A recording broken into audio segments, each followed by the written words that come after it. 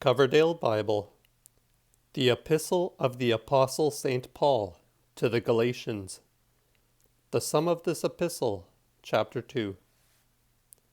He withstandeth Peter in the face, and proveth that the law and circumcision are not necessary to salvation. The second chapter.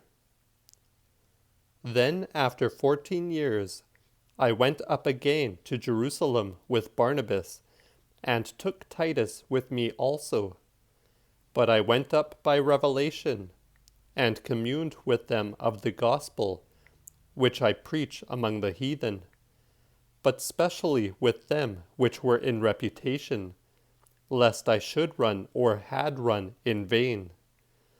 But Titus, which was also with me, was not compelled to be circumcised, though he was a Greek, and that because of certain incomers being false brethren, which came in among other, to spy out our liberty, which we have in Christ Jesus, that they might bring us into bondage, to whom we gave no room, no, not for the space of an hour, as concerning to be brought in to subjection, that the truth of the gospel might continue with you.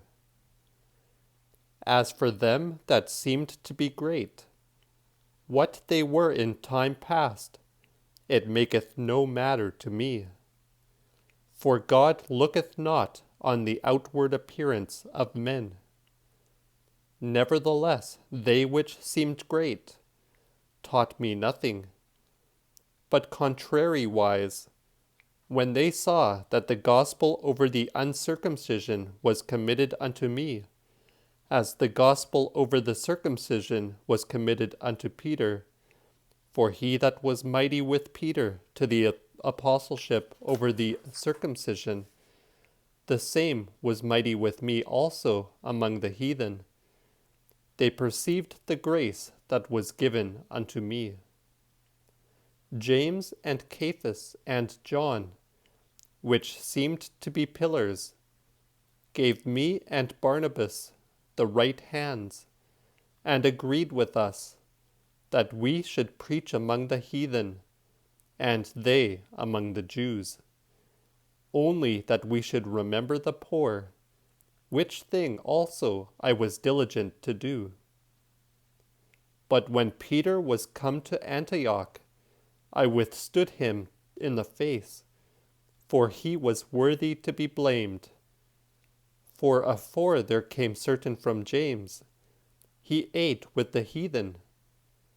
But when they were come, he withdrew and separated himself, fearing them which were of the circumcision.